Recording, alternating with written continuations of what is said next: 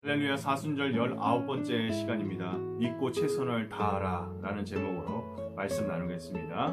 마가복음 6장 41절에서 44절까지의 말씀입니다.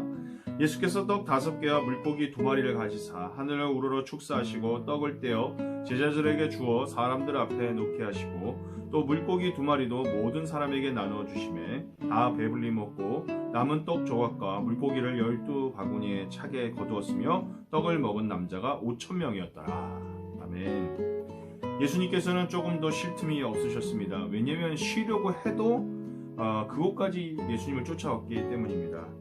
예수님께서는 그러한 사람들을 바라보며 목자 없는 양같이 여기셨고 마치 부모 잃은 고아 같은 그들의 모습을 바라보며 그들을 불쌍히 여기시고 여러 가지로 그들을 가르치셨습니다.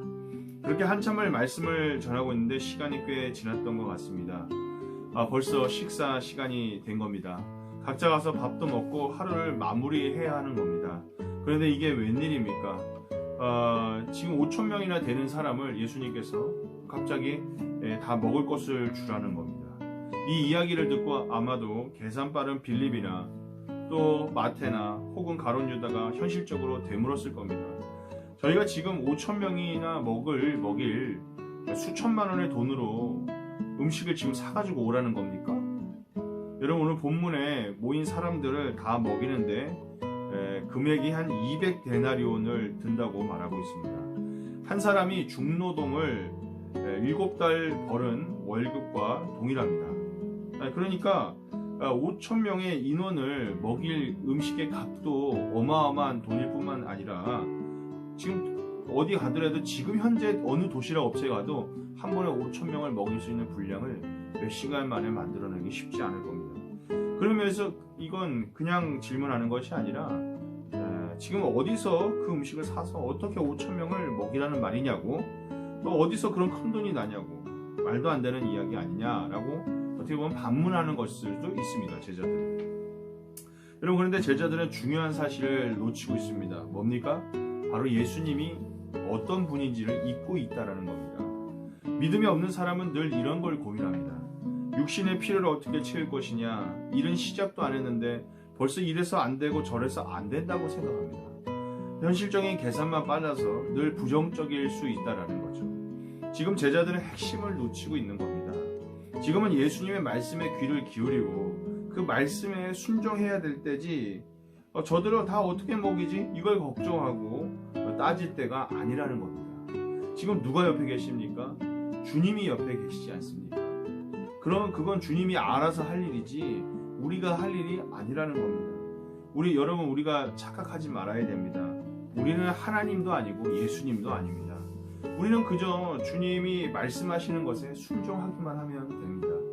그럼 나머지 책임은 우리의 주인 되신 주님이 알아서 하시는 겁니다. 우리가 제발 하지도 않아도 될 고민을 하는 어리석은 인생이 되지 않기를 바랍니다. 그러므로 우리가 할 수 없는 것을 하나님께 맡기고 우리가 할 수 있는 일을 하면 됩니다. 뭡니까? 말씀에 순종하는 일, 기도하는 일, 예배하는 일, 찬양하고 사랑으로 섬기는 일에 우리가 할 수 있는 것들을 하면 됩니다. 오늘 본문 38절에 이르시되 너희에게 떡 몇 개가 있느냐 가서 보라 하시니 알아보고 가로되 떡 5개와 물고기 2마리가 있더이다 하거늘. 제자들에게는 떡 5개와 물고기 2마리가 있었습니다. 그런데 이것을 요한복음 6장에 같은 기사를 다루는 본문을 보면 이 떡 5개와 물고기 2마리는 어린아이가 주님 앞에 바친 것이라고 이야기합니다. 영적인 상상력을 넣으면 12제자가 어떻게든 음식을 모아보려고 했을 겁니다. 그런데 그 많은 사람들 중에 자기 먹을 것을 내놓는 사람은 어떻게 보면 이 아이 한 명이었던 거죠. 여러분, 이게 중요한 포인트입니다. 보통 물고기와 떡은 이스라엘의 주식이었습니다. 고기는 명절 때를 제외하고는 거의 구하기가 어려웠습니다. 무슨 말이냐면 그만큼 그 시대에 음식이 귀했다는 겁니다. 여러분, 잘 생각해 보십시오. 과연 5,000명 중에 먹을 것을 가지고 있는 사람이 그 소녀 한 명뿐이었겠습니까? 분명 다른 누군가도 먹을 것을 가지고 있는 이가 최소한 몇 명은 있지 않았을까요? 5,000명 중에. 어쩌면 제자들 중에서 자기의 먹을 것을 아까워서 내놓지 못하고 숨기고 있는 이도 혹시 있었을지도 모르겠습니다. 여러분, 이것은 매우 중요한 사실이죠. 거기 있는 5,000명의 사람이 예수님의 말씀을 듣고 복음을 듣고 예배를 드렸고 하나님의 말씀에 감동했지만, 정작 그 예배 가운데 말씀을 듣고 진실로 말씀에 순종하고 반응한 사람은 어떻게 보면 어린아이 한 명밖에 없었다라는 겁니다. 여러분, 저는 이것이 지금 이 예배에 앉아있는 우리에게 시사하는 바가 크다고 생각합니다. 대한민국의 수많은 성도들과 교회들이 있는데 과연 하나님의 말씀이 선포되어지고 뜨겁게 눈물을 뿌려 기도하는데, 과연 이 중에 예수님께서 말씀하실 때 설사 그것이 자기 보기가 이해가 가지 않다 할지라도 그 말씀에 귀 기울이고 순종할 값진 사람이 몇 명이나 될까요? 여러분, 기억하시기 바랍니다. 많은 사람이 세상의 넓은 길로 간다고 했습니다. 예수님이 원하시는 좁은 순종의 길은 길이 험하고 힘들어서 사람들이 잘 가지 않는다고 했습니다. 그러나 여러분, 잊지 마시기 바랍니다. 그 좁은 순종의 길을 가는 그 한 사람 때문에 자신이 갖고 있는 떡 5개, 물고기 2마리를 내놓는 그 순종의 어린이 때문에 예수님이 5,000명을 배부르게 먹이는 그 기적의 씨앗으로 삼으셨다는 겁니다. 그렇습니다. 이것이 바로 예수님의 시선입니다. 우리가 보기에는 4,990명이 더 거대해 보이지만 예수님은 믿음 없고 순종하지 않는 4,990명이 아니라 믿음으로 순종하는 작은 아이 하나, 그 작은 자를 통해 세상을 변화시키신다는 겁니다. 여러분, 그 기적의 한 사람이 바로 우리가 되기를 간절히 소망해 봅니다. 이제 말씀을 마치고자 합니다. 5,000명의 사람이 있었으나 다 그 사람들이 예배의 자리에서 말씀을 듣고 기도하고 예수님과 함께 있다고 해서 그가 아브라함이나 다윗이나 바울처럼 다 기적을 체험하고 복을 받고 크게 쓰임받는 것은 아닙니다.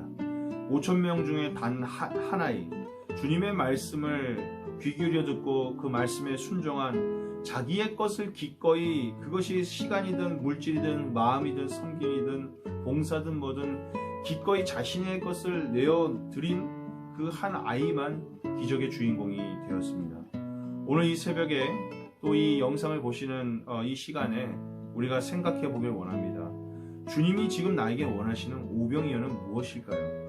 주님은 나 혼자 5,000명을 먹이거나 5,000명을 책임지라는 말도 안 되는 이야기를 하지 않으십니다. 주님은 내가 할 수 없는 것을 요구하지 않으십니다. 하나님께서는 분명히 감당할 수 있는 시험만 주신다고 했습니다.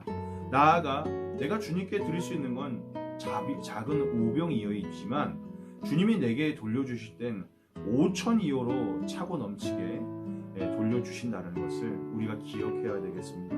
그것이 은혜와 믿음의 원리입니다. 날마다 5병이어의 기적, 그것은 바로 내게 있는, 내가 할 수 있는 작은 5병이어를 드릴 때 우리에게 주어지는 5,000이어의 기적이라는 것을 잊지 말아야겠습니다. 5,000명을 먹이는 믿음의 사람이 되기를 바랍니다.